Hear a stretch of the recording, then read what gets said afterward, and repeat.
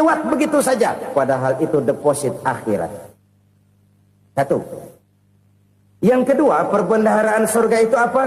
Wa kitmanul musibah, menyembunyikan kesulitan.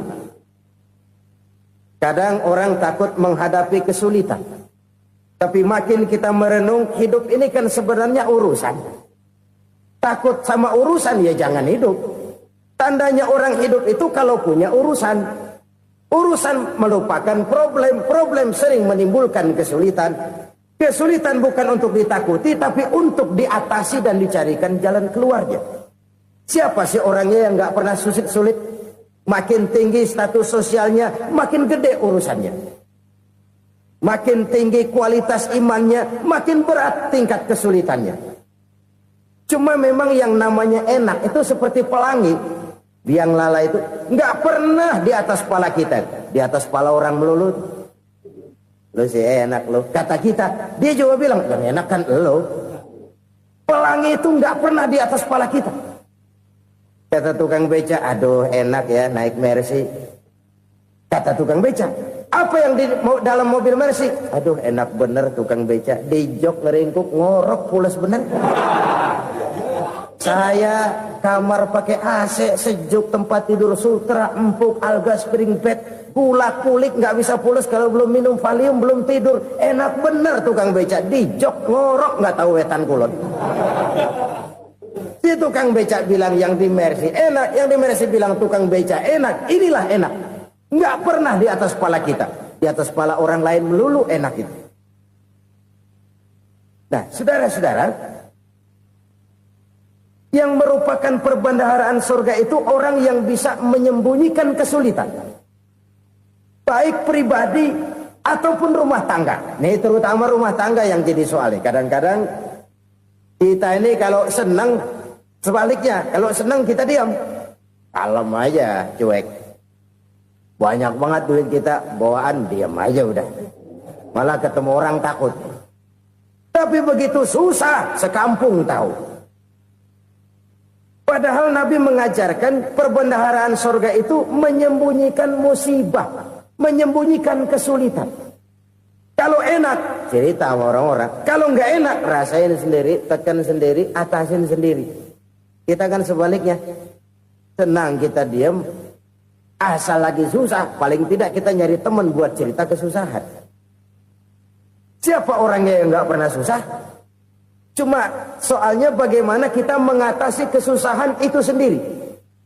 Begitu juga misalnya kalau orang sudah berumah tangga, itu orang tuanya harus menjadi tempat dia cerita yang enak-enak saja. Yang nggak enak rasain berdua, selesaikan berdua, atasin berdua. Jangan dibalik. Asal senang diam, giliran susah saja. Maknya laporan. Terbalik. Bisa menjaga security informasi. Maka nama bayam keluar diam, malah seluitan. Enak amat lo makan daging ayam. Security informasi. Saudara-saudara kaum muslimin rahimakumullah. Ujian yang terberat itu yang pernah diberikan kepada para nabi, para rasul, para aulia, para ulama. Makin tinggi keimanan, makin berat bentuk kesulitan. Ayo saya kemukakan satu contoh saja. Ada seorang nabi yang kaya. Nabi kaya. Namanya Nabi Ayub. Iblis kalau orang begini kan keki. Ibadahnya rajin, kaya. Nih yang kayak begini susah digodain. Kalau ibadahnya rajin, miskin, kali bisa disogok.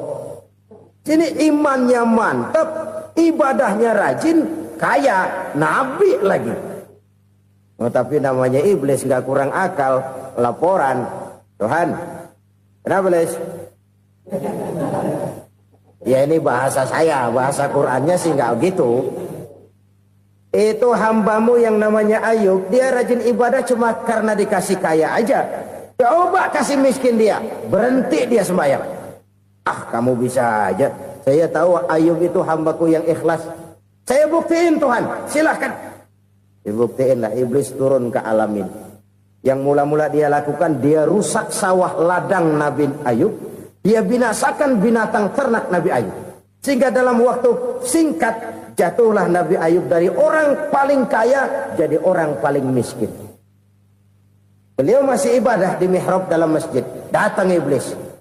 Saudara Ayub, ya, lagi ngapain? Ibadah. Nyembah Allah, nyembah Allah. Oh, percuma. Kenapa? Tuhan yang ente sembah nih, dia udah bikin miskin ente. Sawah ladang ente hancur lebur, binatang ternak binasa. Sekarang ente jadi orang paling miskin.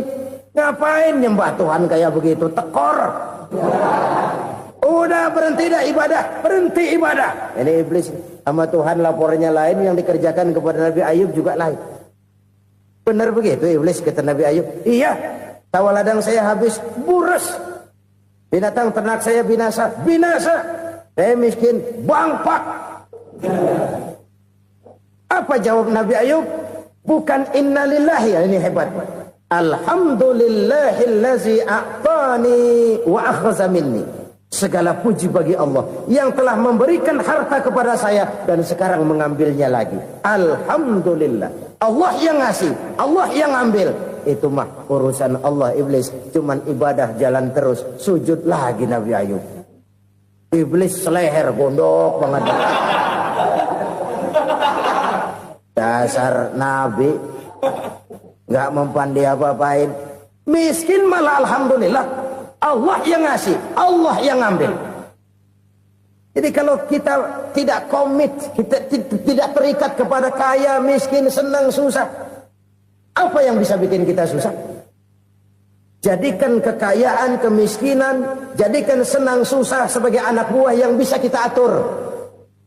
Jangan kekayaan ngatur kita, jangan kemiskinan ngatur kita. Kita yang harus mengatur mereka. Senang, susah, kaya, miskin, bahagia, sengsara, jadikan itu anak buah yang bisa kita atur. Kalau sekarang kita kaya, lain saat boleh jadi kita miskin, semiskin-miskinnya. Allah yang ngasih, Allah yang ngambil. Tenaga mana yang bisa menghalangi? Ibadah jalan terus. Iblis makin gondok. Dasar Nabi loh. Akhirnya apa? Nabi Ayub dikerjain, diberikan penyakit. Demikian fatal penyakitnya. Bayangin, udah miskin, sakit. Masya Allah. Miskin, sakit. Sakitnya nggak lama, kira-kira 16 tahun. Istrinya 3, 2 mental minta ceraiin. Ngerawatin laki bengek begini. Senang belum tentu, susah udah pasti nih. Cerai aja, cerai dah. Cerai. Tinggal satu Siti Rahmah yang setia menemani beliau. Sesetia-setianya hati perempuan. Satu saat Siti Rahmah bilang, "Bang, iya, abang kan Nabi bang. Lalu namanya Nabi kan doanya jarang meleset bang. Maksud kamu minta kenapa sih sama Tuhan biar abang sembuh baik dah bang?" Siti Rahmah, iya. Saya sakit berapa tahun sih dah? 16 tahun bang. Sebelum ini saya sehat berapa tahun? Ya kira-kira 60 tahun bang. Nah coba ente banding-bandingin Rahmah. Saya dikasih sehat 60 tahun. Dikasih sakit 16 tahun. Sudah nggak sabar. Mau doa kepada Allah minta sembuh. Saya malu. Malu kepada Allah. Diuji dengan yang luar biasa seperti ini, tidak mengganggu stabilitas kehambaannya. Dia tetap menghamba kepada Allah Subhanahu wa ta'ala. Saudara-saudara kaum muslimin rahimakumullah. Kunci menghadapi kesulitan itu apa? Allah jelaskan dalam satu ayat, wa basyiris sabirin alladzina iza asabathum musibah qalu inna lillahi wa inna ilaihi raji'un. Gembirakan orang-orang yang sabar. Siapa mereka itu? Yang apabila mendapat musibah mereka kembali kepada keyakinan dasar. Segalanya dari Allah dan segalanya akan kembali kepada Allah. Ini konsepsi dasar dari sikap muslim dalam menghadapi berbagai kesulitan. Segalanya dari Allah, segalanya akan kembali kepada Allah. Kalau ini sudah kondisi dasarnya, maka kita akan lapang menghadapi kenyataan bagaimanapun pahitnya. Apakah itu namanya miskin? Apakah itu namanya sakit? bahkan maut sekalipun, segalanya dari Allah, segalanya akan kembali kepada Allah. Ini sikap hidup, bukan sekedar ucapan. Kita kadang-kadang menjadikannya sebagai ucapan. Mulutnya sehingga berhenti, innalillahi wa inna ilaihi rajiun, tapi nangisnya terus gerung-gerungan. Bukan itu, ini kesadaran moral. Kalau segalanya dari Allah, segalanya kembali kepada Allah, kan sebenarnya cuma nunggu giliran. Hari ini saya nyembayangin dia, entah hari apa saya disembayangin orang. Hari ini saya antar dia ke kubur, entah hari apa orang nganterin saya ke kubur. Hari ini saya tahlilkan dia, entah nanti kapan orang tahlilkan saya. Segalanya dari Allah, segalanya akan kembali juga kepada Allah. Oleh sebab itu saudara-saudara, kesulitan bukan untuk ditakuti. Kesulitan justru untuk diatasi, dicarikan jalan keluarnya. Dan tidak ada orang yang tidak pernah mendapat kesulitan. Tidak ada. Semakin tinggi status sosial, semakin tinggi kualitas keimanan, semakin besar juga tingkat kesulitan. Hanya saja bagaimana cara kita mengatasinya. Dan Al-Quran menyatakan, inna ma'al usri yusra. Di balik kesulitan itu pasti ada kemudahan. Roda itu berputar. Karena itu Rasulullah sallallahu alaihi wasallam mengingatkan kepada kita, ta'arraf ila Allah fir raha ya'rifka fis syiddah. Ingatlah kepada Allah di waktu kamu senang, supaya Allah ingat kepada kamu di waktu kamu susah. Kalau waktu senang kita ingat kepada Allah, kita susah, Allah tidak akan meninggalkan kita. Tapi kalau waktu senang kita jauh dari Allah, sujud tidak sempat, dengan masjid jauh, ketika senang kita lupakan Allah. Nanti begitu kita susah, Allah lupakan kita. Dan itu menyakitkan. Oleh karena itu orang-orang tua kita dulu bilang, kalau lagi sehat ingat-ingat lu bakal sakit nanti. Kalau lagi kaya ingat-ingat satu saat kita bakal jatuh miskin. Bahkan kalau lagi muda ingat-ingat kita bakal tua. Dan yang terpenting, kalau lagi hidup ingat-ingat kita bakal mati. Saudara-saudara kaum muslimin rahimakumullah. Jadi yang kedua yang merupakan perbendaharaan surga, menyembunyikan musibah. Saudara-saudara kaum muslimin rahimakumullah. Hal ketiga yang merupakan perbendaharaan surga adalah wasilatur rahmi. Orang yang suka bersilaturahmi. Sebagaimana yang kita maklum bahwa manusia adalah makhluk yang disebut zon politika. Makhluk sosial yang tidak mungkin hidup sendiri-sendiri. Betapa dan siapapun kita memerlukan orang lain. Bodoh betul manusia kalau tinggal di tengah masyarakat tapi tidak mau bermasyarakat. Merasa hebat sendiri, pinter sendiri, gagah sendiri, kaya sendiri. Mungkin kalau mati juga ngubur sendiri. Jangankan kita di sini. Di sorga saja Nabi Adam waktu sendirian bengong melulu, mondar mandir. Allah tegur dam sepi dam. Jadi ini kalau bahasa saya, iya Tuhan sepi ini nggak ada coret-corekan pisan ini. Diciptakan Siti Hawa baru anteng Nabi Adam. Itu di sorga. Cobalah. Umpamanya saudara tinggal di Jakarta nih. Kayak bener. Apaan aja di Jakarta punya saudara dah. Jembatan Semanggi ambil. Monas, Buntel bawa pulang. Hotel-hotel ambil semua. Cuman tinggal di Jakarta sendirian. Apa enaknya? Betapa dan siapapun kita perlu orang lain. Tidak ada seorang pun yang bisa memenuhi kebutuhan hidupnya secara sendiri-sendiri. Nah, Islam telah menyelamatkan manusia dari ras diskriminasi. Mengikat manusia dengan persaudaraan yang berlandaskan kepada akidah. Karena itu dianjurkan bersilaturahmi. Bahkan Nabi menyatakan, Man arada ayyubsata lahu fi rizkihi wa yunsa'a fi atharihi falyasil rahimah. Siapa yang kepengen diluaskan rezekinya dan dipanjangkan usianya, banyaklah ia bersilaturahmi. Siapa yang kepengen dimudahkan rezekinya, hendaknya ia banyak bersilaturahmi. Kalau banyak teman, kesulitan kan paling tidak ada tempat cerita. Udah susah, sendirian kita pikirin diri, nggak ada tempat tukar pikiran. Cepet banget sama bengek. Dilawan sendiri. Nah, secara makro kita bisa berkata, tidak mungkin ada kemenangan kalau tidak ada kekuatan. Tidak ada kekuatan kalau tidak ada kesatuan dan persatuan. Tidak mungkin ada kesatuan dan persatuan tanpa semangat silaturahmi. Kalau umat Islam mau menang, dia harus kuat. Kalau umat Islam mau kuat, dia harus bersatu. Kalau umat Islam mau bersatu, dia harus membudayakan silaturahmi ini. Bahkan sampai-sampai kata Nabi, kalau bisa cari nilai tambah. Apa? Silman koto'ak. Bersilaturahmilah kau kepada orang yang marah denganmu. Masya Allah, indahnya ajaran agama kita. Orang yang marah pun kepada kita, kata Nabi, kalau bisa bersilaturahmilah kepadanya, kepada orang yang marah itu. Di situ nilai tambah. Cuman jujur nih hadis, ngucapinnya gampang, ngamalinnya yang berat banget. Orang marah sama kita, kita disuruh silaturahmi, ada apa malu? Lu marah, ada gue marahan lagi. Tunggu pikirin. Saudara-saudara kaum muslimin rahimakumullah. Tapi ini yang diajarkan, bahkan ini yang dicontohkan oleh baginda Rasul.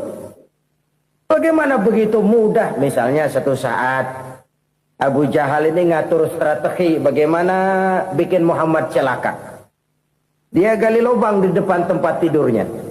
Dia tutupin daun korma. Terus dia panggil seseorang, ke sini. Kasih tahu Muhammad, pamannya sakit keras, minta ditengokin. Berangkat orang ini ke sana. Muhammad, labbaik. Pamanmu sakit keras, dia minta ditengokin. Baik, saya akan datang menjenguk beliau.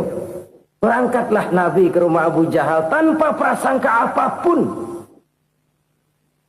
Abu Jahal udah pasang stil, selimut 3 rangkap setengah dipakai. Persis kayak orang meriang. Tapi sembari ngintip dari balik selimut.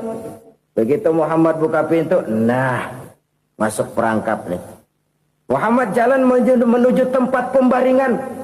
Makin lama makin dekat, makin lama makin dekat. Makin dekat ke lubang yang dipasang oleh Abu Jahal itu. Dalam hati Abu Jahal, terus dah jatuh, mampus dah lo ini. Mampus lo hari ini nih. Apa yang terjadi? Malaikat Jibril datang. Muhammad, pamanmu cuma pura-pura sakit. Di depan tempat tidurnya ada lubang perangkap supaya kamu jatuh ke situ. Sudah, kamu pulang. Balik kanan Nabi. Sudah hampir jatuh ke lubang, balik kanan, pulang. Bayangin kecewanya Abu Jahal. Muhammad dikit lagi, Muhammad dikit lagi. Enggak, paman, saya pulang aja. Emosi bangun dari tempat tidur, enggak sadar kalau lagi pura-pura sakit. Lompat ngejar Nabi, dia lupa dengan lubang yang dia gali. Usrak, nyemplung sendiri ke dalam lubang.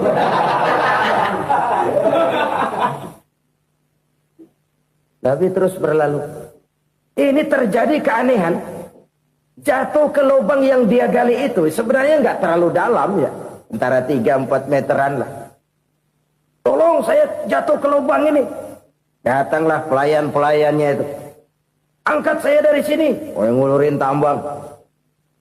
Satu gulung, belum juga nyampe itu tambang. Kurang, beli lagi ke warung. Sambung, ulur lagi, nggak juga bisa sampai. Wah, ini kerjaan Muhammad ini. Tolong, siapa salah seorang kamu ke rumah Muhammad, kasih tahu encangnya kecebur. Minta ditolongin. Sampaikan kepada Rasul. Kenapa? Pamanmu jatuh ke lubang, Muhammad minta tolong diangkatin. Tambang udah nyambung-nyambung nggak nyampe juga. Ya, nanti saya datang, saya tolong. Coba. Nyata-nyata orang berniat jahat mau mencelakakan dia. Datang dia menolong. Ini yang disebut air tuba dibalas air susu ya ini. Bukan sebaliknya. Air tuba dibalas air susu. Paman, kecebur ya? Iya Muhammad, tolong ini. Pegang tangan saya. Nabi ulurkan tangannya. Nyampe. Dipegang oleh Abu Jahal.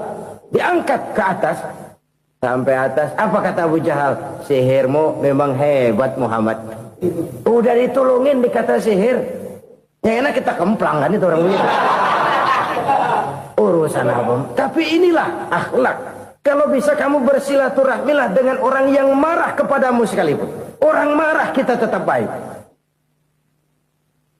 So, kalau kita berbuat baik sama orang yang memang baik, rasanya sih biasa-biasa aja. Orang baik kita baik lagi, ya draw aja, belum ada nilai tambah di situ. Baru ada nilai tambah kalau kita bisa berbuat baik kepada orang yang nyakitin kita. Itu namanya kita setingkat di atas dia. Dia sakitin kita, kita berbuat baik sama dia. Dia pelit sama kita baik sama dia. Dia marahin kita deketin dia. Di situ kita punya nilai tambah. Jadi siapa yang ingin diluaskan rezekinya, kata Nabi, dan dipanjangkan umurnya, hendaklah ia banyak-banyak bersilaturahmi. Sederhana sebenarnya silaturahmi, tapi silaturahmi membangkitkan semangat kesatuan dan persatuan. Kesatuan dan persatuan melahirkan kekuatan. Dalam matematika 1 ditambah 1 pasti 2. Tapi di tengah masyarakat, 1 orang takut ditambah 1 orang takut, hasilnya jadi 2 orang setengah berani. Kenapa setengah berani? Karena udah berdua. Tadi pan takut sendirian. Kalau dia kumpul turu-turu takutlah jadi berani. Kita yang lemah, kita yang tidak berdaya, kita yang miskin, kalau mau kompak bersatu, apa yang nggak bisa kita kerjain? Apalagi tinggal di kota besar, pilihan cuma 2. Bertahan atau minggir.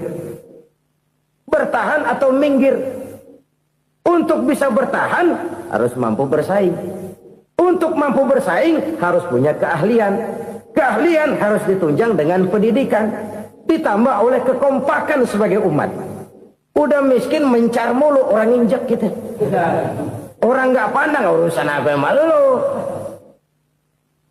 Oleh karena itu, silaturahmi pada hakikatnya merupakan roh dari ukhuwah yang diajarkan oleh agama kita. Bagaimana Islam menyelamatkan masyarakat manusia dari ras diskriminasi, mengikat manusia, dan tidak ada persaudaraan yang lebih indah selain persaudaraan yang diikat dengan nilai-nilai akidah. Sepanjang orang di jalan Allah, itulah saudara kita. Keluar dia dari jalan Allah, selesailah persaudaraan sampai di situ. Karena itu, kalau ingin menyimpan sesuatu di surga, banyaklah bersilaturahmi.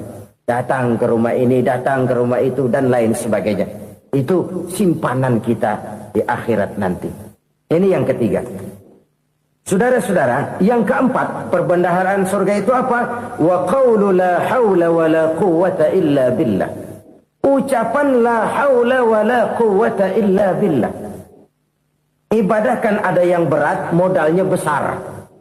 Bangun masjid berat, modalnya besar. Bangun rumah sakit berat, modalnya besar. Ada ibadah yang berat, tapi modalnya ringan. Misalnya puasa. Puasa itu berat, mengendalikan nafsu. Kalau sekedar nggak makan, nggak minum sih enteng. Mengendalikan nafsu. Itu jihad terbesar. Tapi kan modalnya ringan, cuma niat saja. Ini ibadah berat, modalnya ringan. Ada ibadah yang ringan, modalnya juga enteng. Seperti termasuk ucapan la haula wa la quwwata illa billah. Tanpa sadar, la haula wa la quwwata illa billah. Nyelengin tuh di surga. Nyelengin, kita nggak terasa. Nyelengin simpenan akhirat. La haula wa la quwwata illa billah. Nyimpan lagi. Kaget, la haula wa la quwata illa billah, nyimpan lagi, banyak simpanan. Walaupun sebenarnya yang dimaksud di sini adalah kesadaran batin bahwa tidak ada daya dan kekuatan kecuali Allah. Itu intinya. Kita memulai pekerjaan disunahkan baca bismillah, kan begitu. Apa itu? Kesadaran moral. Bahwa ini saya bisa kerjakan. Saya kerjakan ini dengan menyebut nama Allah. Kenapa? Kalau Allah tidak memberikan daya dan kekuatan, mana mampu saya kerjakan ini. Maka saya kerjakan ini dengan menyebut nama Allah. Bismillah. Kesadaran moral.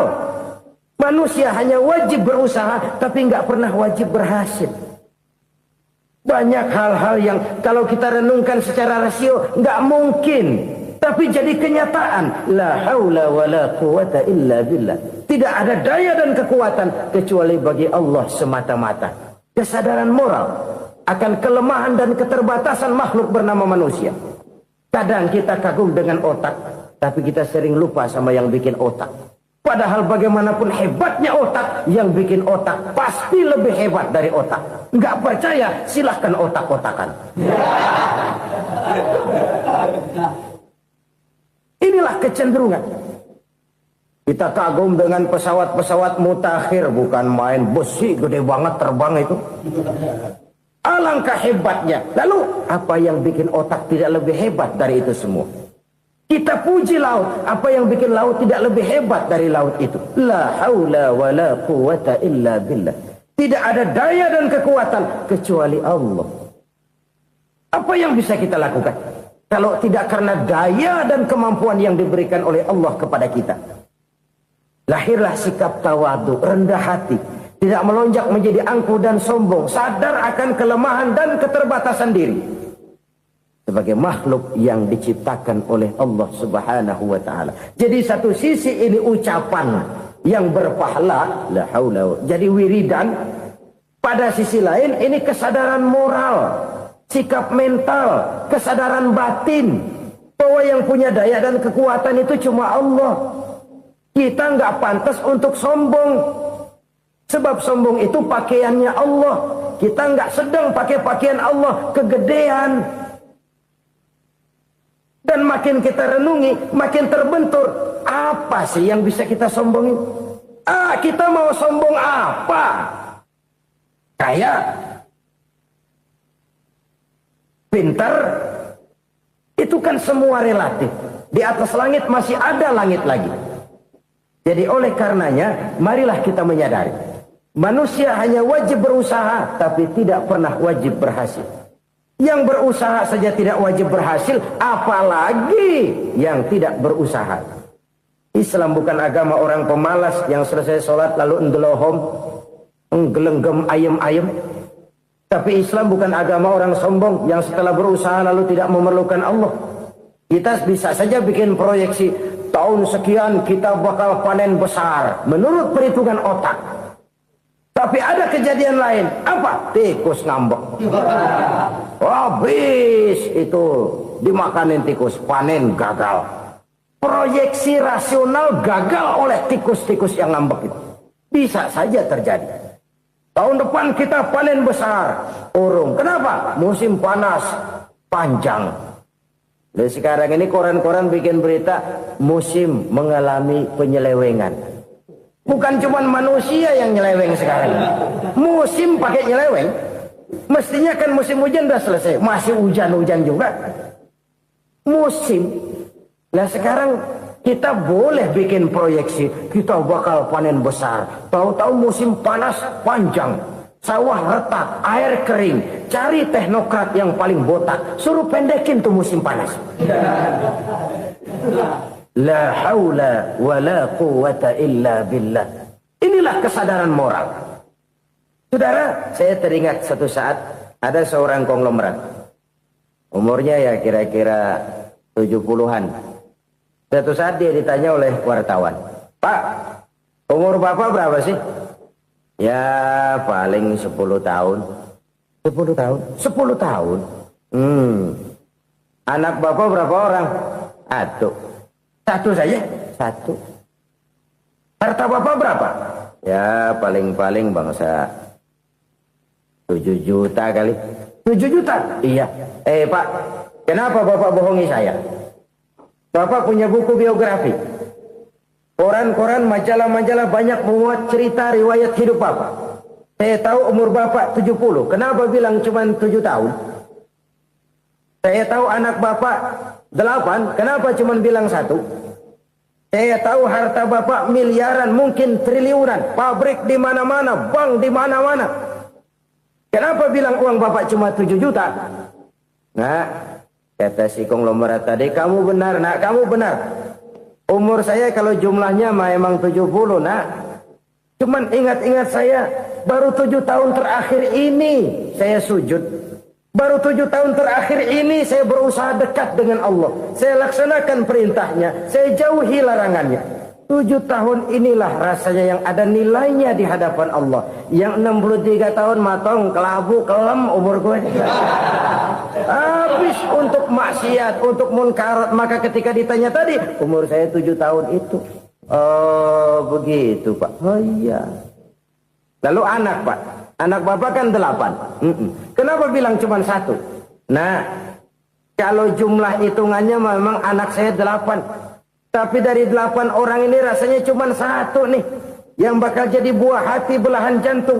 Pelanjut cerita, penerus sejarah. Bakal jadi anak soleh yang akan mendoakan saya.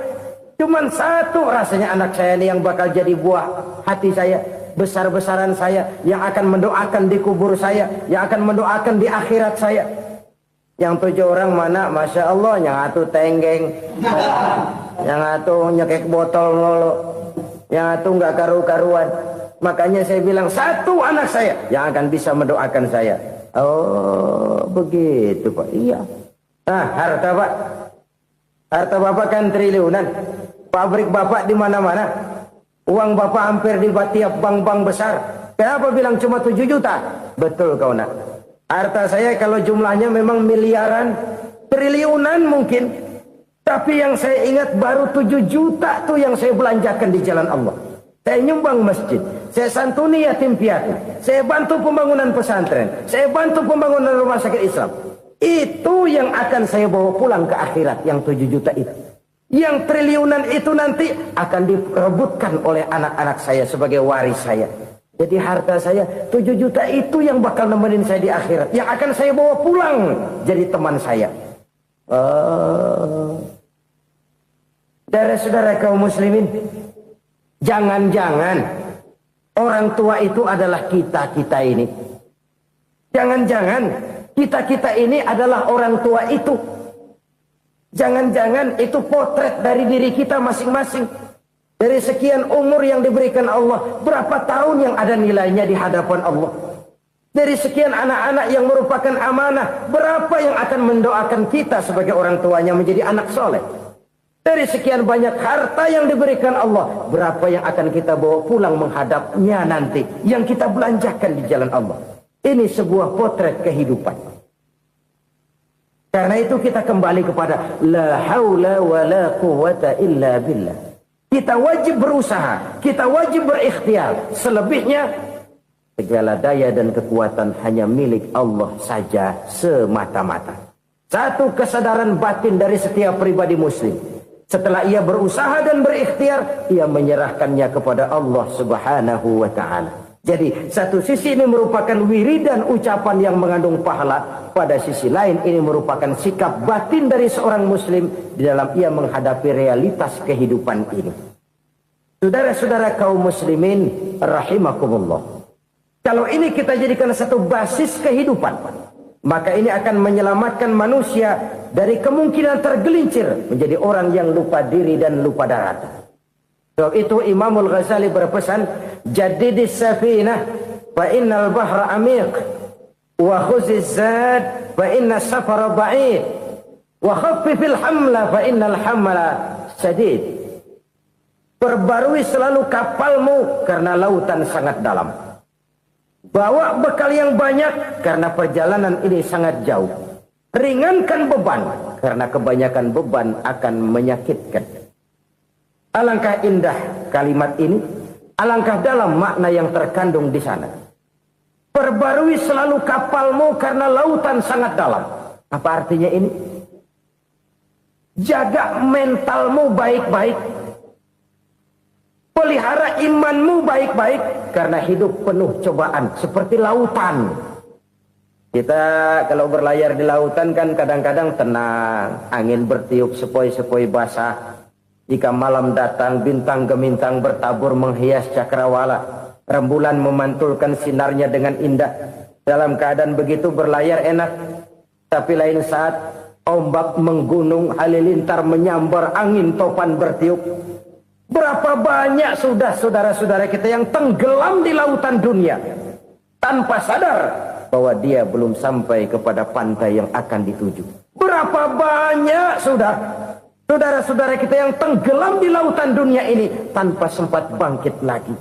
Dia menyangka sudah sampai kepada tujuannya. Hati-hati kapal jangan sampai bocor karena lautan sangat dalam. Iman ini jaga baik-baik karena hidup penuh dengan ujian. Wa khuzizat fa inna safar ba'id. Bawa bekal yang banyak karena perjalanan sangat jauh.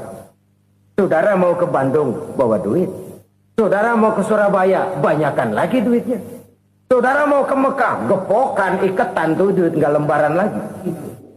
Makin jauh perjalanan, makin banyak bekal yang harus kita bawa. Kalau saudara dari Jakarta mau ke Surabaya, kagak bawa duit berangkat juga, itu sih bukan berani namanya, nekat.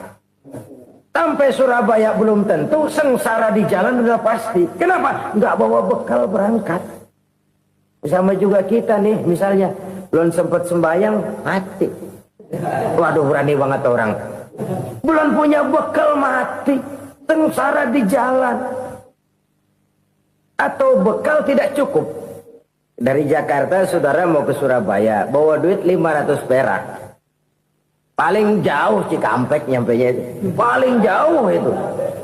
Antara jauhnya perjalanan dengan bekal yang saudara bawa tidak seimbang. Hidup ini perjalanan panjang. A walking tour. Dimulai dari alam arwah. Sebelum jasad diciptakan, roh diciptakan lebih dulu. Dari situ pindah ke alam rahim. Dari alam rahim pindah ke alam dunia. Dari alam dunia pindah ke alam barzah. Baru menuju akhirat. Satu perjalanan panjang. Kalau bekal tidak bawa, sengsara di jalan. Bawa bekal yang banyak karena perjalanan ini sangat jauh. Wa khaffifil hamla, ringankan beban karena beban itu cuma akan menyulitkan. Kalau bekal itu sih keperluan, tapi beban nggak kita perluin, cuma ngeberat-beratin. Apa ini beban? Dosa, kecurangan, kebatilan, kezoliman, ketidakadilan, kesewenang-wenangan. Itu akan jadi beban kita di akhirat. Alangkah celakanya, perjalanan panjang, bekal tidak bawa, beban kelewat banyak, alamat sengsara di jalan. Pahala tidak ada, dosa berlipat ganda. Na'udzubillah, summa na'udzubillah. Kalau kita rangkum nasihat Al-Ghazali dengan kisah si konglomerat tadi, kita akan mengambil kesimpulan. Pertama, bekal terbaik dalam menghadapi gejolak kehidupan ini tidak lain adalah iman. Yang kedua, pahala dan dosa. Dua hal kontroversial. Pahala adalah bekal, dosa adalah beban. Tapi kita sekarang kan tidak begitu terangsang kepada yang abstrak. Orang berlomba mencari yang konkret-konkret saja. Yang real. Kalau memang dosa, benjol dong. Kira-kira begitu. Kira-kira begitu. Persis orang Yahudi dulu. Orang Yahudi itu kan pernah minta kepada Nabi Musa. Ya Musa, lan nu'mina laka hatta narallaha jahrah. Musa, kami nggak bakal mau beriman kepada Allah kalau belum kami lihat Allah ada nongkrong di depan kami. Kalau memang Tuhan ada, taruh dong di depan kami. Mau yang konkret-konkret saja. Kalau memang dosa, benjol dong. Kalau memang pahala, berasa dong. Orang terangsang kepada yang real, yang konkret-konkret saja. Karena itu, untuk mengejar dosa, orang mau bayar. Tapi untuk mengejar pahala, walaupun tidak bayar, orang segan. Ini yang dikatakan oleh Nabi, kamu mengharapkan ke surga, tapi kamu berat melaksanakan sesuatu yang bisa membawa kamu ke surga. Kamu ingin jauh dari neraka, tapi tiap saat kamu lakukan perbuatan-perbuatan yang justru menjerumuskan kamu ke neraka. Idda'aitum an-najata minan nar wa ramaitum fiha anfusakum. Kamu ingin selamat dari neraka, tapi kamu lemparkan diri kamu ke neraka. Kamu ingin masuk surga, tapi berat sekali kamu melakukan perbuatan-perbuatan yang bisa menyampaikan kamu di surga. Saudara-saudara kaum muslimin, rahimakumullah. Jadi hal keempat yang merupakan perbendaharaan surga adalah la haula wa la quwwata illa billah. Satu sisi ini merupakan ucapan yang memperberat timbangan akhirat. Pada sisi lain ini merupakan sikap hidup seorang muslim, kesadaran batin yang sangat dalam bahwa tidak ada daya dan kekuatan kecuali Allah. Dan itu kita simbolkan pada saat memulai pekerjaan dengan Bismillah, dengan menyebut nama Allah. Satu kesadaran moral, saya hanya bisa melakukan ini karena diberikan daya dan kekuatan oleh Allah. Lahirlah sikap tawadu, rendah hati, tidak melonjak menjadi angkuh dan sombong. Saudara-saudara, sampai sini dulu jumpa kita kali ini. Semoga 4 perbendaharaan surga ini dapat kita lakukan, yang kelak akan merupakan bekal kita di kemudian hari nanti. Amin ya rabbal alamin. Bapak-bapak, ibu-ibu, saudara-saudara kaum muslimin rahimakumullah. Di dalam kehidupan kita sebagai seorang muslim, minimal 5 kali dalam sehari semalam kita mendengar seruan untuk mendirikan solat yang disebut azan. Ada kalimat menarik di dalam kalimat azan itu, yakni seruan hayya 'alal falah, marilah menuju kepada keberuntungan, marilah meraih kemenangan. Seruan ini adalah kecenderungan dari setiap manusia, apapun warna kulitnya. Artinya, setiap orang dalam hidup selalu ingin meraih dan mencari kemenangan. Kemenangan akan melahirkan kepuasan batin, dan kepuasan batin memberikan kebahagiaan. Sedangkan kekalahan melahirkan penderitaan batin, dan penderitaan batin menjerumuskan seseorang di dalam berbagai bentuk kerugian.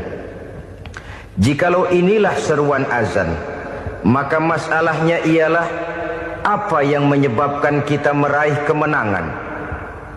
Al-Quranul Karim memberikan tuntunan dan ajaran kepada kita bahwa orang-orang yang memperoleh kemenangan itu tidak lain adalah orang-orang yang bertakwa. Hanyalah mereka yang bertakwa kepada Allah Subhanahu wa ta'ala pada akhirnya akan tampil sebagai pemenang. Lalu siapa orang yang bertakwa itu? Dijelaskan dalam awal-awal Al-Baqarah, orang yang bertakwa yang akan meraih kemenangan. Pertama, alladzina yu'minuna bil ghaib, yaitu orang-orang yang beriman kepada yang gaib. Percaya bahwa ada alam yang gaib, alam yang abstrak, alam yang tidak bisa dijangkau oleh salah satu daripada panca indera kita. Mereka percaya dan beriman kepada adanya malaikat, beriman kepada adanya iblis dan jin, beriman kepada adanya alam kubur, beriman kepada adanya alam mahsyar, beriman kepada adanya alam akhirat, beriman kepada adanya surga dan neraka. Beriman bukan cuma sekedar beriman dalam ucapan bibir saja, tetapi beriman yang nilai iman itu mampu mewarnai gerak dan gaya hidupnya. Iman yang meresap sampai ke tulang sumsum, kemudian memberikan dampak positif di dalam kehidupan manusia. Alam, kita tahu, adalah sesuatu yang selain Allah, dan Allah bukanlah alam. Apapun namanya selain daripada Allah, itu adalah alam. Alam pada hakikatnya terbagi menjadi 2. Ada alam syahadah, alam nyata, alam konkret, alam yang bisa dijangkau oleh salah satu indera kita. Kemudian ada alam ghaib, alam yang tidak bisa dijangkau oleh panca indera kita, alam metafisika, alam abstrak, alam yang wajib kita imani keberadaannya. Kita percaya bahwa malaikat itu ada, kita percaya kepada jin, bahwa jin itu ada, kita percaya kepada adanya iblis dan setan.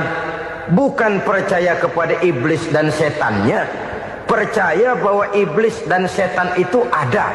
Itu termasuk salah satu daripada sifat orang yang bertakwa kepada Allah. Saudara-saudara kaum muslimin rahimakumullah, kecenderungan pembangunan yang lebih bersifat materialistis biasanya menggeser aspek kehidupan rohani. Orang berpikir empiri, dan dalam pola pikir yang demikian maka alam gaib tidak lagi mendapat perhatian. Aspek kehidupan yang bersifat rohaniah malah mulai ditinggalkan. Akibatnya terjadilah kepincangan di dalam kehidupan kita. Pernah ada satu pengalaman pribadi.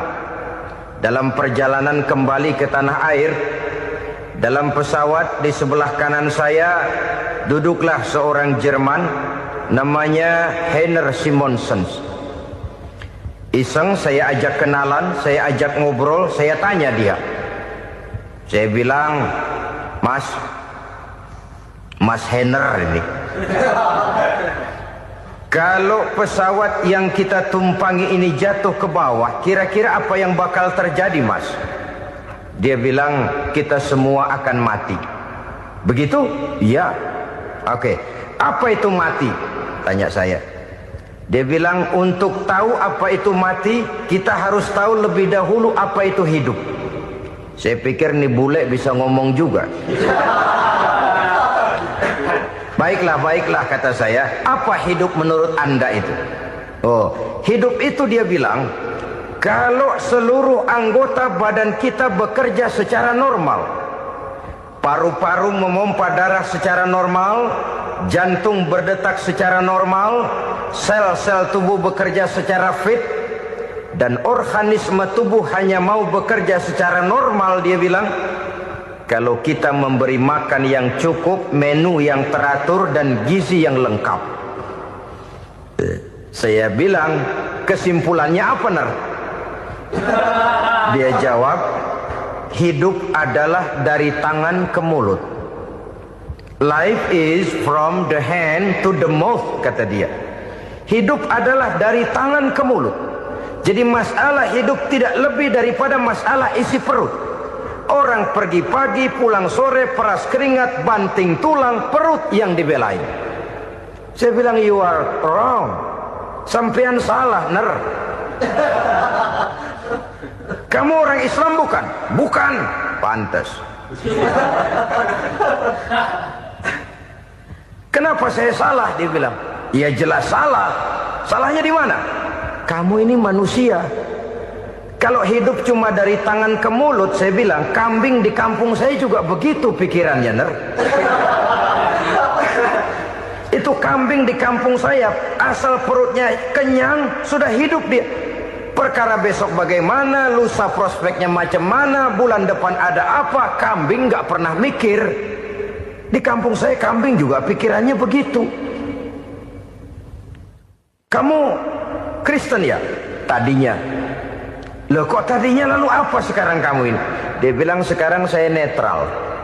Saya tidak beragama, tapi saya percaya kepada Tuhan sebagai pencipta alam. Saya ingat benar dia bilang, I haven't any religious, but I believe to God as the creator of the world. Kenapa bisa netral begitu, Ner? Habis saya bingung katanya. Islam bilang Islam baik, Kristen bilang Kristen baik, Hindu Buddha bilang Hindu Buddha baik, semua agama baik. Saya netral sekalian, nggak beragama. Yang penting saya percaya kepada Tuhan. Saya bilang, Ner, kamu ini kayak orang mau beli celana, lalu bingung. Yang satu bilang Levi's bagus, yang satu bilang Blue Jean hebat, yang satu bilang Wool England hebat. Celana ini hebat, celana itu bagus, celana ini hebat. Semua celana bagus, kamu bingung. Akhirnya netral, tidak pakai celana. Itu juga salah. Saya pikir-pikir, kemudian saya melihat bahwa dua pola berpikir Heiner ini nampaknya sudah mulai menggejala di lingkungan masyarakat bangsa kita. Disadari atau tidak, secara jujur kita harus berkata, dua pola pemikiran Heiner ini mulai berkembang di tengah masyarakat bangsa kita. Pertama, pola pikir materialisme. Hidup adalah dari tangan ke mulut. Masalah hidup tidak lebih masalah isi perut. Itu yang perlu dibela, dan disitulah arti kehidupan. Pergi pagi pulang sore, peras keringat banting tulang untuk mempertahankan perut. Kalau sudah kemari cara orang berpikir, maka buat apa percaya kepada yang gaib? Untuk apa sholat? Untuk apa puasa? Untuk apa zakat? Untuk apa menghadiri majelis taklim? Tanpa kepercayaan kepada yang gaib, hidup berjalan menurut alur empiris dan materialis. Kalau sudah ke sana cara orang berpikir, biasanya orang lalu cenderung menghalalkan segala cara.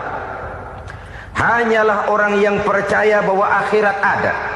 Hanyalah orang yang percaya bahwa alam kubur itu ada. Hanyalah orang yang percaya bahwa malaikat itu ada, hidupnya akan lebih terarah dan terkendali. Karena kepercayaan kepada yang gaib, yang merupakan fase daripada kehidupan setelah hidup yang sekarang ini, mewarnai gerak pribadi seseorang di dalam dia melakukan kegiatan hidupnya. Pola berpikir materialisme, disadari atau tidak, mulai menggejala di lingkungan masyarakat bangsa kita. Hidup tidak lebih dari urusan tangan ke mulut, mulut ke tangan, tangan ke mulut. Asal perut sudah kenyang, hiduplah sudah.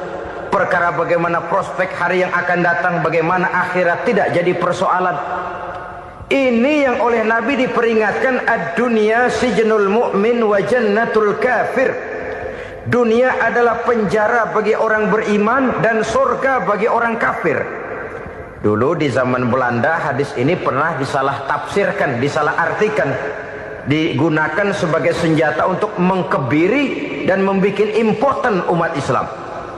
Sudahlah umat Islam gak usah macam-macam, kata Belanda. Dunia ini kan penjara buat orang Islam, surga buat orang kafir. Di penjara jangan bertingkah.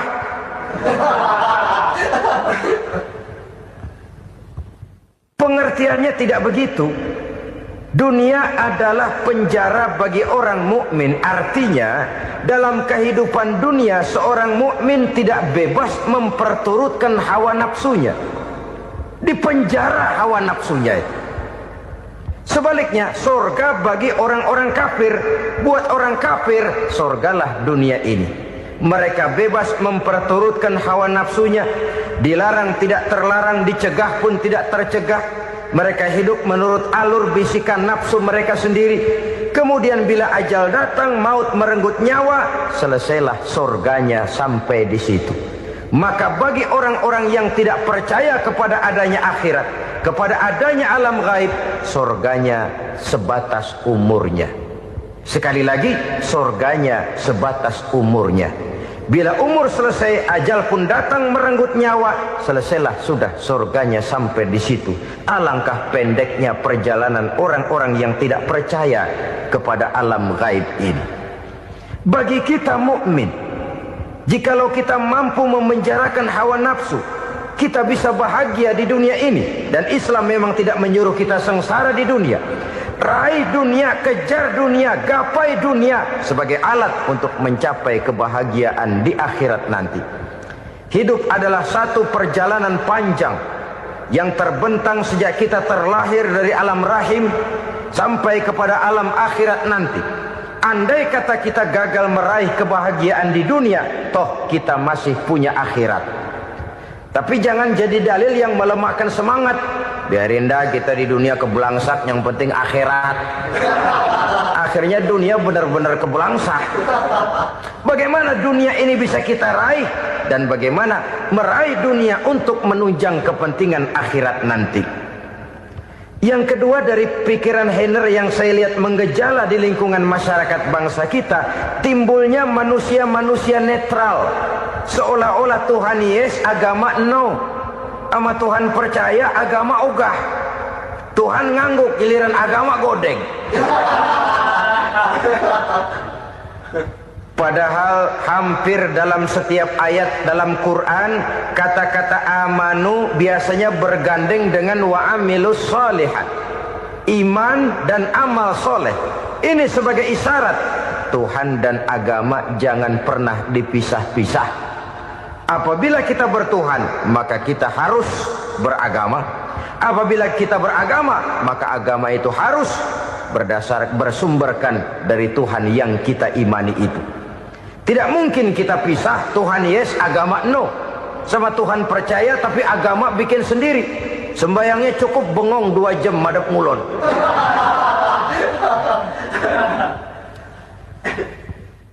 Saudara-saudara kaum muslimin rahimakumullah.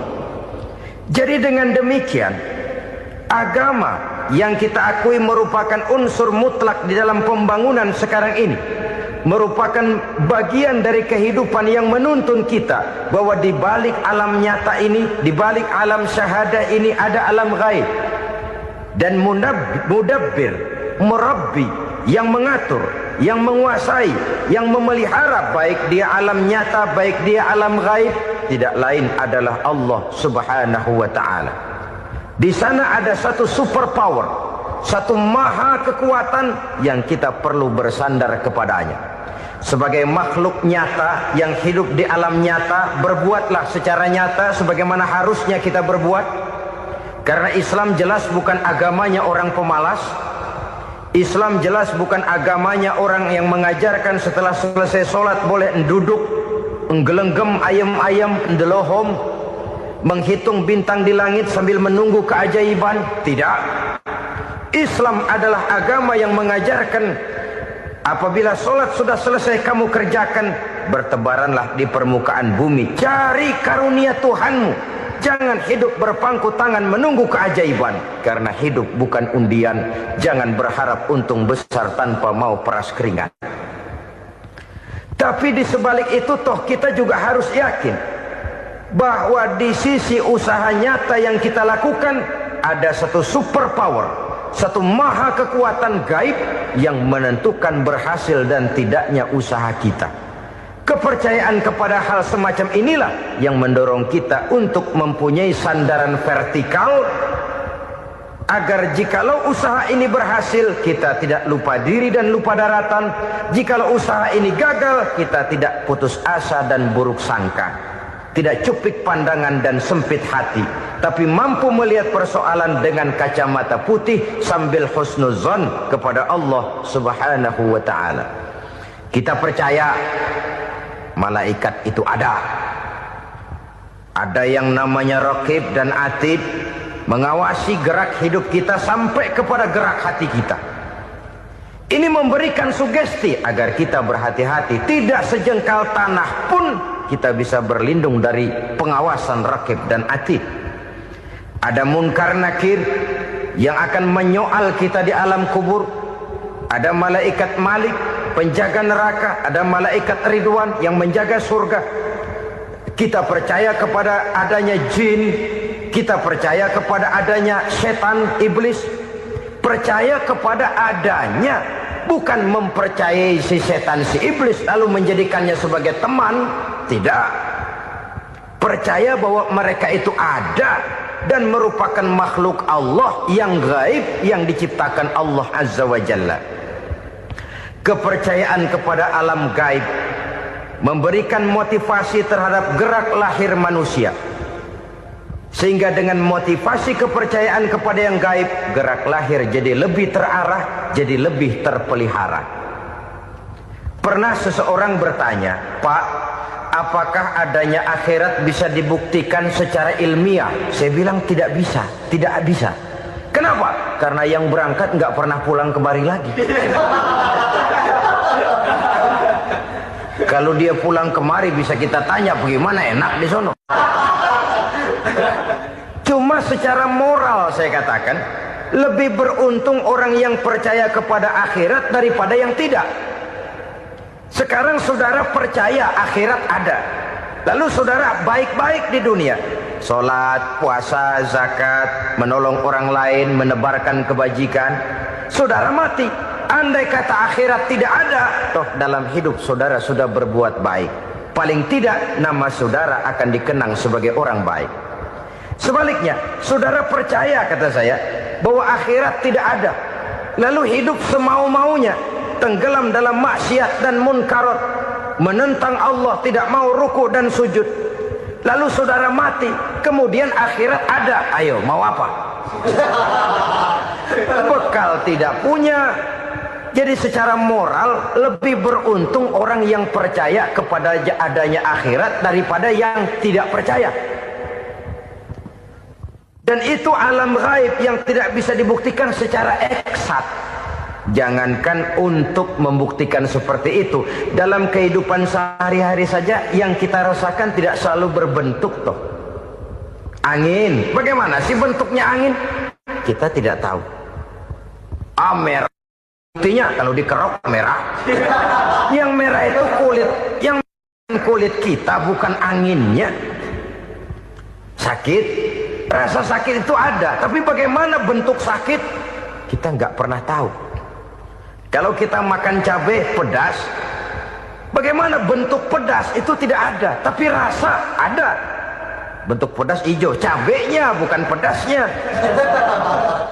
Tidak semua yang kita rasakan bisa kita gambarkan dalam bentuk yang konkret.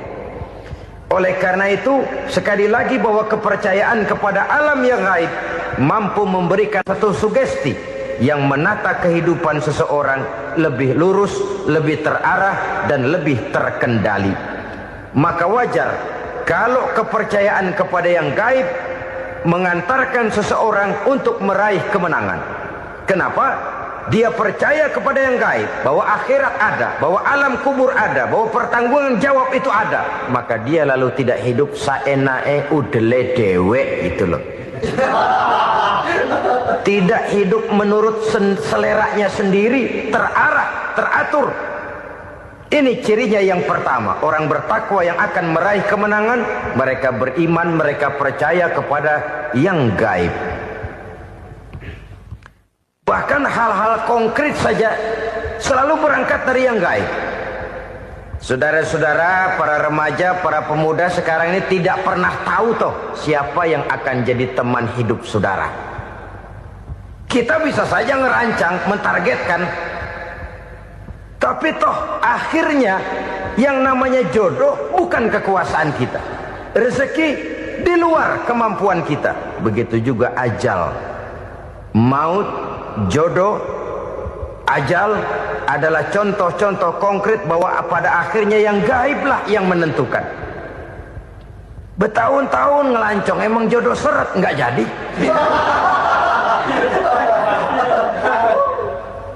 Begitu kenal baru setengah malam nginep ditangkap hansip kan. Hal-hal semacam itu kadang-kadang kita berpikir suuzon, gile, perempuannya cakep banget, lakinya rebek amat. Memang begitulah jodohnya. Memang begitulah jodohnya.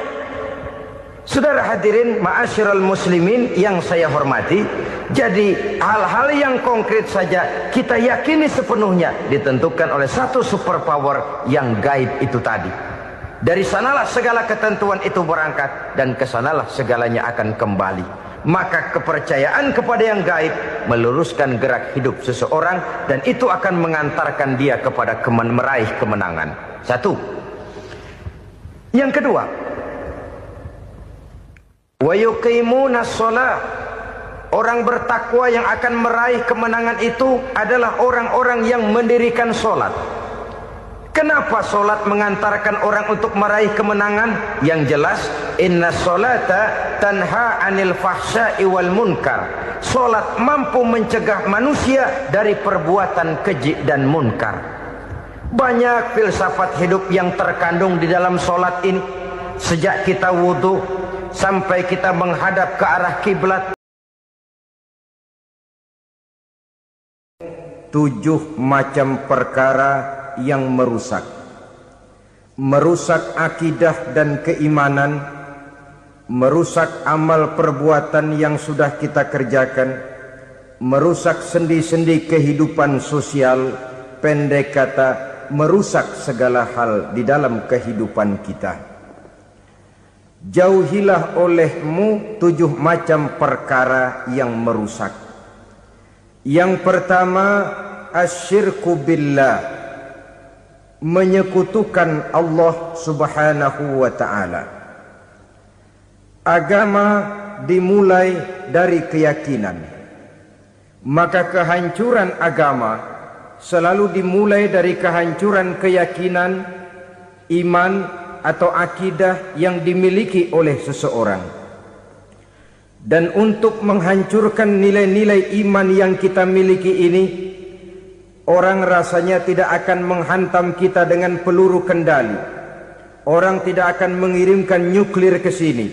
Orang tidak juga akan mengirimkan satuan militernya ke sini. Untuk menghancurkan nilai-nilai iman, dibanjiri kita dengan paham-paham yang merusak dan mendangkalkan akidah. Baik ia bernama materialisme, baik ia bernama sekularisme, baik ia bernama banjirnya maksiat dan munkarat, baik ia bernama banjirnya peradaban dan kebudayaan yang menghancurkan moral daripada anak-anak kita, sedikit demi sedikit melenturkan dan melunturkan nilai-nilai keimanan kita, untuk kemudian pada waktunya nilai iman itu akan bertukar dan berganti menjadi nilai syirik kepada Allah Subhanahu wa ta'ala. Atau pada sisi lain, menjadikan yang selain Allah sebagai tujuan akhir daripada kehidupan kita. Sedangkan kita sama-sama maklum bahwa di dalam pandangan agama Islam, dosa yang tidak berampun, dosa yang terbesar, termasuk dalam kategori bapak moyangnya dosa, tidak lain adalah syirik, yakni menyekutukan Allah Subhanahu wa ta'ala. Pola penghancuran iman ini memang berstrategi. Ditawarkan kita kepada paham materialisme, paham kebendaan, di mana otak menempati urutan sebagai ranking pertama, Tuhan jatuh pada urutan kedua. Lalu menyusul kepada paham sekularisme, Allah dipisahkan dari seluruh kegiatan hidup ini, untuk pada gilirannya menjadikan yang selain Allah sebagai tujuan akhir daripada seluruh kegiatan hidup kita. Oleh karenanya, kewajiban menjaga nilai-nilai iman ini merupakan kewajiban yang mulia tetapi berat. Tidak hanya untuk kita, tetapi juga bagaimana mewariskannya kepada anak-anak kita, generasi yang akan datang. Orang-orang tua bijaksana yang diceritakan di dalam Al-Quran, kalau sudah berpikir tentang anak-anaknya, pertanyaan yang paling mereka risaukan ialah, ma ta'buduna min ba'di. Anakku, kalau pada satu saat aku, ayahmu sudah tidak ada lagi di dunia ini, meninggalkan kamu semua, ma ta'buduna min ba'di, apa yang akan kamu sembah nak? Jikalau sekarang ayahmu masih mau ke masjid, masih mau melakukan rukuk dan sujud, masih beribadah menyembah Allah Subhanahu wa ta'ala, kalau orang tuamu sudah tidak ada, ma ta'buduna min ba'di, masihkah engkau mau datang ke masjid? Masihkah engkau mau rukuk dan sujud? Masihkah engkau mau menyembah Allah Subhanahu wa ta'ala? Pertanyaan ini yang dipikirkan oleh Nabi Yakub kepada putra-putranya. Pertanyaan ini yang diteruskan oleh Nabi Ibrahim kepada anak-anaknya. Pertanyaan ini yang diwariskan oleh generasi ulama'us salafus saleh kepada para generasi berikutnya. Bagaimana kita generasi sekarang? Kita orang-orang tua sekarang bukan berfikir ma ta'buduna min ba'di, malah yang kita fikirkan ma ta'kuluna min ba'di. Kalau bapak tidak ada nanti kamu makan apa nak? Perkara kamu nyembah apa, urusan nomor 18. Yang penting kamu nanti hidup bisa makan nak. Maka kita sibuk mewariskan harta kepada anak-anak kita. Kita sibuk mewariskan kebun dan tanah kepada anak-anak kita. Kita sibuk mewariskan pabrik kepada anak-anak kita, sementara kita lupa mewariskan intan yang paling mahal, mewariskan mutiara yang paling berharga, yaitu nilai iman kepada Allah Subhanahu wa ta'ala. Alangkah baiknya apabila warisan harta, warisan tanah dan kebun, warisan rumah dan pabrik didasari lebih dahulu dengan mewariskan nilai iman kepada Allah Subhanahu wa ta'ala. Sebagai orang-orang tua, kita boleh bersedih kalau anak kita tidak mengerti komputer. Kita boleh bersedih kalau anak kita tidak mengerti matematika. Kita boleh bersedih kalau anak kita tidak mengerti bahasa Inggris. Tapi sewajarnya lebih bersedihlah kita orang tua jikalau mempunyai anak yang tidak kenal Allah sebagai Tuhannya, yang kemudian tidak mau rukuk dan sujud kepada Allah Tuhannya. Itulah kemalangan yang paling malang bila kita meninggalkan generasi yang tidak bertauhid kepada Allah Subhanahu wa ta'ala. Betapapun anak kita tidak ngerti komputer, saudara, paling-paling kerugiannya cuma kerugian dunia. Masuk dia ke alam barzakh, munkar nakir tidak akan sempat tanya kau belajar komputer apa tidak. Kumpul dia di padang mahsyar, malaikat juga tidak akan tanya matematikamu nilainya berapa. Yang ditanya kau kenal Allah, kau rukuk dan sujud kepadanya, kau pernah datang ke masjid. Oleh karena itu sekali lagi, menjaga nilai iman tidak hanya untuk kita, tetapi juga mewariskannya kepada anak-anak kita, generasi yang akan datang. Sungguh kemalangan yang paling besar apabila kita meninggalkan anak-anak kita. Mereka kita tinggalkan lemah ekonominya, itu tidak baik. Mereka kita tinggalkan lemah otaknya, itu pun akan membuat mereka tertinggal oleh yang lain. Tapi yang paling celaka jikalau kita tinggalkan mereka dalam kondisi lemah imannya, rapuh akidahnya, tidak baik dan tidak betul keyakinan hidupnya. Oleh karena itu Nabi berpesan, jauhilah 7 perkara yang merusak. Yang pertama, syirik kepada Allah Subhanahu wa ta'ala, menyekutukan Allah baik dalam ucapan, dalam keyakinan ataupun dalam perbuatan. Ini perkara pertama yang termasuk 7 perusak besar di dalam kehidupan. Kalau sudah jatuh kita ke lembah syirik, bagaimanapun banyak kebaikan yang kita kerjakan, berjiwa sosial, bertangan pemurah, gemar menolong orang lain, kalau memang dasarnya syirik, maka seluruh kebaikan kita akan hancur, tidak akan ada nilainya dalam pandangan Allah Subhanahu wa ta'ala. Dalam pandangan manusia mungkin kita dicatat sebagai orang sosial, gemar menolong orang lain, tidak berpangku tangan melihat orang yang mendapat kesulitan. Tapi oleh karena dasarnya syirik, dasarnya tidak mentauhidkan Allah, maka seluruh nilai kebaikan yang kita kerjakan tidak akan ada nilainya dalam pandangan Allah Subhanahu wa ta'ala. Maka jagalah iman kita jangan sampai dihinggapi penyakit syirik yang bagaimana kecilnya sekalipun.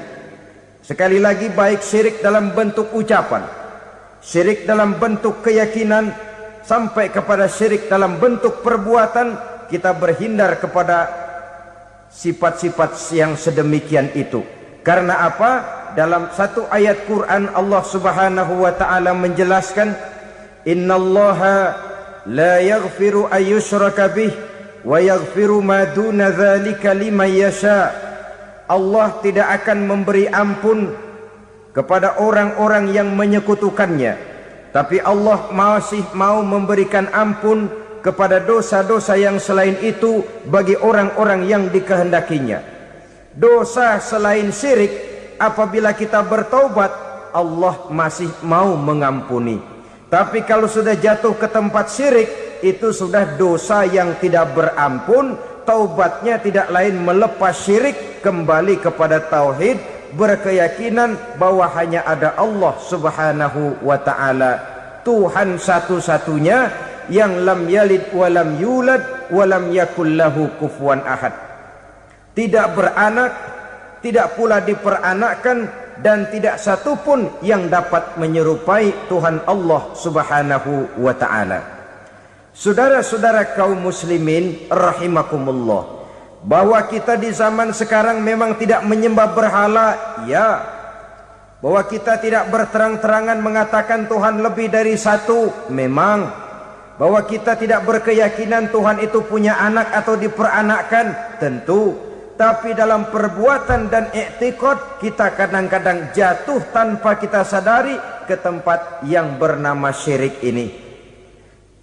Oleh karenanya, di zaman di mana teknologi makin canggih, di mana kemajuan pembangunan makin menjangkau berbagai aspek kehidupan, diperlukan keseimbangan antara kemajuan fisik material dengan kemajuan mental spiritual. Apabila tidak ada keseimbangan yang terwujud, tentulah kepincangan yang diawali dengan pincangnya cara kita berpikir, sehingga pada akhirnya akan mengarah kepada pincangnya cara kita berbuat dan bertindak di dalam kehidupan kita. Oleh karena itu Nabi berpesan, jauhilah sifat syirik, karena syirik merupakan dosa yang teramat besar. Ini sifat merusak yang pertama. Yang kedua kata Nabi, wasihra, jauhilah sihir. Sihir ini juga termasuk perkara yang merusak kehidupan. Kita semua sama-sama maklum bahwa sihir sebenarnya bukan persoalan baru. Sejak sebelum datang Islam, sihir itu sudah ada. Di zaman Yunani kuno, sihir ada. Di zaman Mesir kuno, di zaman Cina kuno, dan yang lain-lain yang serba kuno, sihir itu sudah ada. Bahkan para nabi pun, para rasul yang diutus oleh Allah Subhanahu wa taala, senantiasa berhadapan dengan ahli-ahli sihir untuk menguji kebenaran dari misi yang mereka bawa. Sihir adalah perbuatan di luar kebiasaan yang bisa dikerjakan oleh ahlinya dengan bantuan jin atau setan. Hukum mempelajari sihir adalah haram, mengamalkannya lebih haram lagi. Sebab itu saudara-saudara, sihir merupakan perbuatan merusak yang harus kita jauhi. Ciri-ciri daripada perbuatan sihir, pertama, ia mengandung tipuan, bayangan khayal. Di zaman Nabi Musa misalnya, orang melihat tambang-tambang itu seperti ular. Nabi Musa melayangkan tongkatnya menjadi ular-ular besar yang memakan ular-ular kecil ciptaan tukang-tukang sihir Fir'aun tadi. Lalu sihir bisa terjadi dengan bantuan jin kafir atau setan. Kemudian ciri yang ketiga, sifatnya halus dan tersembunyi. Taruh kata ada seorang ahli sihir yang mempergunakan ayat-ayat Quran sebagai jompa-jampe, sebagai baca-bacaan, itu cuma sekedar kedok. Tujuannya tidak lain menjadikan agama sebagai ketok untuk membenarkan cara yang dimurkai oleh Allah Subhanahu wa taala. Satu hadis yang diriwayatkan oleh Imam Bazar dan Tabrani, Nabi berpesan, "Laisa minna man tatayyara lahu au takahhana au tukuhhina lahu au sahira lahu." Tidak termasuk ke dalam golonganku, kata Nabi. Tidak termasuk umatku. Siapa mereka? Man tatayyara lahu, orang yang bertatoyur. Apa tatoyur itu? Dari kalimat toyaro, artinya terbang. Toir biasa diartikan dengan burung. Tatoyaro percaya kepada suara-suara burung. Man tatayyara lahu, mempercayai, meyakini dengan benar-benar kepada suara beburungan. Kan suka ada itu, nah bunyi burung tuh, maling liwat. Maling liwat. Burung bunyi, maling liwat. Itu termasuk tatayyara lahu, percaya kepada suara burung. Kan aneh kalau suara orang nggak dipercaya, suara burung malah dipercaya. Ada ustadz ceramah, kiai ngaji, nggak mau didengerin, burung dengerin bener. Nah, suaranya dari sebelah mana? Belah kulon. Nah, itu tandanya ano. Habis dihitung-hitung, itu termasuk tatayyara lahu. Au takahana, atau bertenung, au tukuhina, atau minta ditenungkan, au sahirolahu, atau melakukan perbuatan sihir atau minta disihirkan.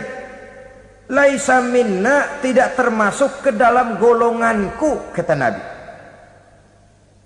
Sehingga dengan demikian saudara-saudara, Menghadapi sihir dengan sihir sekalipun termasuk perbuatan yang tidak diajarkan oleh agama. Kita kan mempelajari sihir untuk jaga diri, tidak apa-apa. Yang dilarang mengamalkannya, dilarang juga mempelajarinya. Sebab orang kalau sudah mengetahui, biasanya lalu terangsang untuk mencoba. Kalau percobaannya berhasil, biasanya terangsang untuk coba lagi dan coba lagi. Pada akhirnya ketagihan, lalu beralih menjadi profesi, apalagi itu nanti bisa mendatangkan hasil uang. Saudara-saudara kaum muslimin rahimakumullah, kita manusia makhluk nyata. Kita hidup di alam nyata, terikat oleh sunnatullah, causality. Oleh karenanya bagi kita keyakinan yang penuh, keikhlasan di dalam bertuhankan Allah, penyerahan diri sepenuhnya hanya kepadanya, itu sudah merupakan obat penangkal yang sangat ampuh agar kita tidak terkena penyakit-penyakit yang dibuat oleh setan dan para pembantunya. Sehingga beberapa ayat Quran mengajarkan, misalnya a'udzu bikalimatillahi tammati min syarri ma khalaq, atau bismillazi la yadurru ma'asmihi syai'un fil ardi wala fis sama, dengan menyebut nama Allah yang tidak bisa mendatangkan bahaya sedikit pun, dari baik yang datang dari langit maupun yang datang dari bumi. Jiwa yang kosong dari keyakinan yang penuh kepada Allah, jiwa yang penuh was-was dan ragu-ragu, itu yang mudah terserang oleh penyakit-penyakit yang dikerjakan oleh para tukang-tukang sihir, yaitu oleh setan dan seluruh para pembantunya. Kemudian hadis kedua yang diriwayatkan oleh Imam Ibnu Hibban